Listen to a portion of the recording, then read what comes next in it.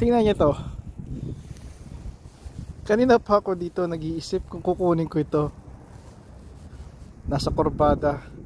Alam niyo kapag nasa kurbada, ang mga kagamitan, fair game na to. Anong ibig sabihin ng fair game? Ibig sabihin kahit sino pwedeng kumuha nito.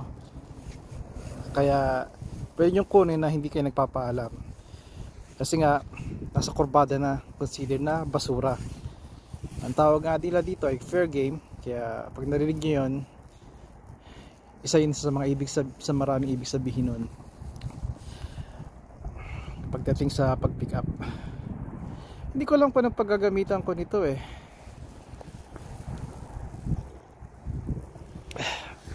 Alam mo yung bagay na alam mong hindi mo talaga kailangan pero parang sayang naman. Pwede ito sa likuran, lagay ng halaman sa summer. Mukhang indoor ito, so kailangan hindi mabasa.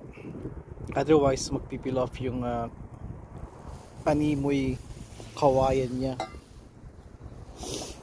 Pero mukhang maganda eh. Pwede rin patungan.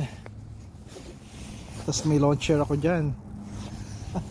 Ay nako talaga. Yan ang aking sasabihin sa inyo. Napakadali na magamit dito. Madaling mapuno ang inyong lugar. Kaya mag-isip-isip lagi kayo kung sa pagkolekta ng mga gamit. Dahil maraming libre dito. At makapakinabangan din. Okay. Hanggang sa muli. Oo, hindi ko na ito kukunin.